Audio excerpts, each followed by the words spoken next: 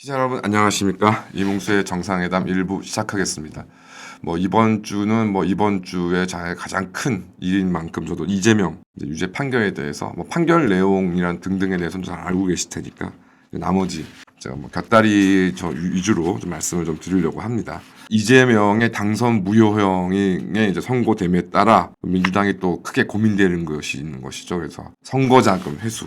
그래서 이제 국민의힘 조은희 의원이 대표 발의한 이제 이재명 선거비용 434억 먹튀 방지 2법, 그래서 공직선거법, 정치자금법 일부 개정 법률안을 이제 국민의힘에서 당론으로 추진한다고 이제 바로 밝혔습니다. 그래서 추경호 원내대표는 공직선거법에 따르면 선거비용 보존 후 당선 무효형에 해당되는 형이 확정된 경우 국가 또는 지방자치단체로부터 보존받은 금액을 반환하도록 규정하고 있다.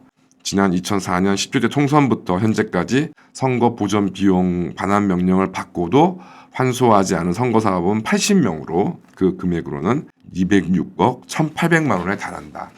이만큼 이제 당선 무효형 등이 확정되어서 이제 반환해야 될 선거 비용을 이제 반환하지 않고 있는 사람이 80명, 금액이 206억이라고 하는데 물론 이런 사람들이 파렴치하고 재산을 빼돌리고 해서 이제 집행이 안 되는 면도 있지만 저는 생각컨대 과연 우리나라 중앙선거관리위원회를 비롯한 선거관리위원회가 이것을 보존하기 위해서 또 얼마만큼의 노력을 하고 있는지 의문스럽습니다. 이 부분에 대해서도 가능하면은 선거관리위원회 이제 보존 이 선거 비용 환수를 위한 이제 보존 절차를 얼마나 정확하게 정당하게 했는지도 좀 확인이 좀 필요하다고 생각이 듭니다. 그래서 이제 이재명 대표가 이번에 공직선거법 허위사실 공표죄를 포함한 100만 원 이제 이상의 형이 대법원에서 확정되면 이제 민주당은 선거 비용으로 보존받았던 대선 선거 비용 434억 원을 이제 반납해야 하고요. 그래서 이제 조은희 의원이 이제 발의한 개정안에는 당선 무효에 해당하는 중대한 범죄로 기소되거나 선거한 이로부터 고발된 경우 기탁금 반환과 선거 비용 보존을 유예하고, 그러니까 선거 과정에서 일단 선관위의 고발, 그러니까 그 공직선거법 위반 사건의 수사 등이 이제 진행되면 이제 선거 비용의 보존을 유예하고, 이제 후보자의 당선 무효형으로 선거 비용 반환 의무가 있는 정당이, 이건 딱 이제 민주당을 이야기하는 것이겠죠. 이를 반환하지 않을 때에는 이제 경상 보조금에서 깎아서 대신 차감할 수 있다고 하는 내용이다. 깎아서. 그래서 현재 이런 법 규정이 없기 때문에 나중에 이제 이런 현재 상태에서는 당선 무효형의 판결이 확정이 되고 민주당이 대선 선거 비용 434억 원을 이제 반환해야 되는데 반환하고 있지 않는다 하더라도 이제 중앙선거관리위원회에서 이제 민주당에 지급된 이 보조금은 계속 나간다는 겁니다. 이게 민사적인 이유 같으면은 이게 이제 서로 상계 처리해서 네가 나한테 줄 게 있으니까 내가 그만큼 까고 준다 이렇게 할 수 있는데, 이것이 이제 선거와 관련된 공법이기 때문에 이렇게 선거관리위원회가 이제 상계를 한다거나 이렇게 할 수 없는 허점이 있습니다. 그래서 이 부분을 이제 개정을 하겠다는 것이죠. 그래서 이제 판결 선고 1심 판결 선고 당일 이제 이후에 다음 날 11월 18일부터 이제 이재명 대표부터 하여튼 오만대만 헛소리를 다 했습니다. 그래서 이재명은 이제 민주공화국의 주인은 대통령도 아니고 국회의원도 아니고 그들이 선출하는 주권자인 국민들이다. 주권자 국민들이 이 나라 법질서 회복을 바라고 있다. 말 자체는 틀린 게 없죠. 이게 그 취지가 이제 문제인 것이고. 그러니까 좀 맞아요. 이재명 덕분에 요즘에 가장 핫한 스타 이제 김민석이죠. 김민석 한때는 정말 서울대학교 총학생회장 출신의 인물이 훤한 청년 정치인으로 이제 각광을 받다가 이제 2002년 대선을 앞두고 이제 노무현을 배신하고 이제 정몽준 밑에 갔다가 이제 오리알이 되기 시작하더니 이제 그 이후에 제대로 된 직업도 없이 선거는 이제 족족 낙선하거나 공천도 못 받는 이제 그런 세월을 보내다가 이제 추미애 이재명에 붙어가지고 이제 자신이 처음으로 국회의원이 되었던 영등포 을 선거구에서 이제 당선되어서 지금 최고위원까지 해먹으면서 이재명의 오봉으로 이제 인생을 마무리하고 있습니다. 그래서 정권 교체는 대세이고 이 대표는 그 중심, 주술을 2,000번 해도 아무리 잘못돼도 판결해도 안 되는 부동의 사실이다라고 강조했다. 전현희 같은 경우에도 지금 이제 아주 대단한 사람이죠. 지금 국회의원을 하면서 이제 또 이재명 파리에 앞장을 서고 있는 사람입니다. 자력으로 정권 창출이 불가한 윤건희 정권이 최대 걸림돌인 이재명 죽이기에 이어 대한민국 사법 정의까지 말살하고 있다. 이재명 대표와 국민과 끝까지 싸워 반드시 승리할 것이다. 뭐 이런 식으로 얘기를 했고, 김병주 이 사람도 참 대단한 사람이죠. 이제 육군 사관학교를 나와서 이제 대장 출신으로 한미연합사 부사령관까지 했던 사람인데, 뭐 그러한 경력은 뒤로 하고 여전히 이재명 파리에 뭐 육군 대장 뭐 장성 출신의 정치인들이 여러 무리를 일으킨 적이 없지는 않습니다만, 이제 김병주처럼 이렇게 개떡같이 뭐 장성이고 뭐 나발이고 다 집어치우고 오로지 이재명 파리에만 몰두하고 있는 이런 참 장성 출신 국회의원도 뭐 김병주가 탑인 것으로 보입니다. 뭐 앞으로 김병주를 능가한 장성 출신 뭐 정치 나올지 모르겠습니다만은 뭐 그런 사람도 뭐 1심 판결은 뭐 정치 검찰의 기소에 따른 수사를 무비판적으로 받아들인 결과 뭐 국민법정에서는 무죄라고 얘기를 했었고, 이런 상황들을 뭐 이런 뭐 예상됐던 바입니다. 그런데 아무래도 내부적으로는 뭐 불안하기 짝이 없는 것이죠.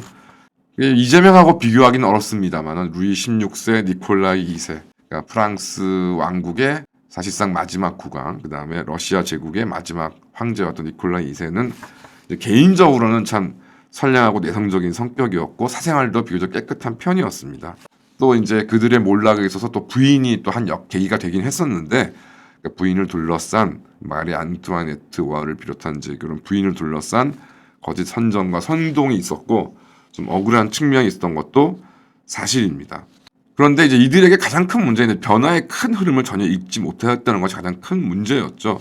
그러면서 자신의 편으로 만들 수 있는 세력들을 이제 구체제를 지키기 위해서 배척하여서 스스로 이제 고립을 자초하고, 그러니까 당시로서는 이제 프랑스에서 라파이에 같은 입헌 군주주의자들, 또 러시아 같은 경우에도 입헌 군주정을 지지했던 이제 상층 부르주아 세력들.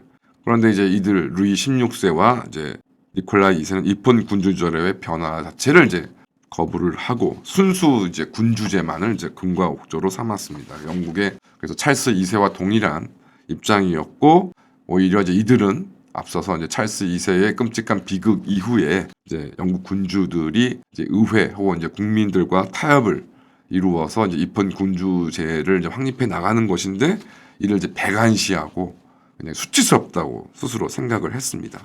결국 이제 이 루이 16세와 니콜라이 2세는 뭐 혁명 법정 혹은 내지는 이제 비밀 살인 뭐 이런 형태로 이제 죽음을 맞이하게 되었고, 이들의 죽음으로써 뭐 무엇이 해결된 것이 아니라 오히려 끔찍한 비극만이 확산되었었습니다.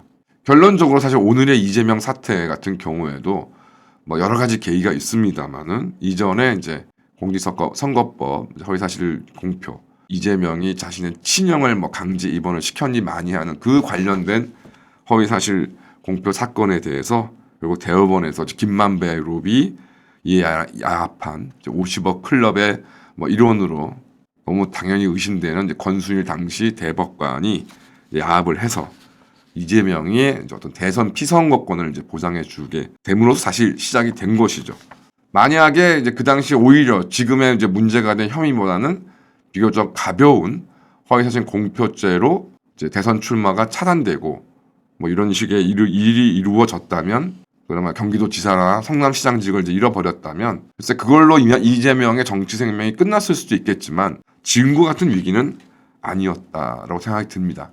이번 1심 판결을 두고 이재명 1심 판결을 두고 민주당에서는 이보 전진을 위한 일부 후퇴라고 주장하지만, 이재명에게 후퇴는 당시 김만배 로비에 의한 이에 결탁한 권순일이 주도한 말도 안 되는 대법원 판결을 받는 것에 노력하지 않았단, 그 당시에 이것을 포기를 했어야, 후퇴를 했어야 된다고 생각합니다.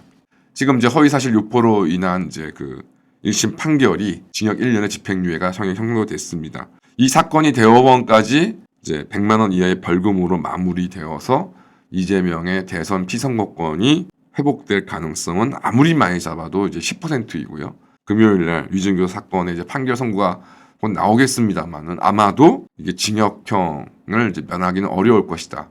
그렇다면 이제 위증교사 사건의 이제 1심 판결에서 징역형을 선고받는다면 사실상 이재명이 대선 전에 피선거권을 확보할 수 있는 방법은 0%에 수렴한다고 생각합니다.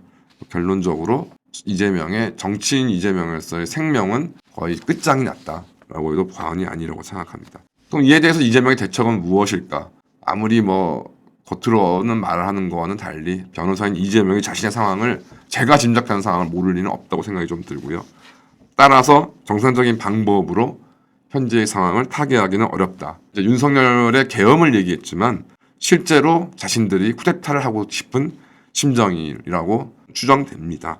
이와 유사한 상태의 어떤 수단을 강구하려고 노력할 것입니다.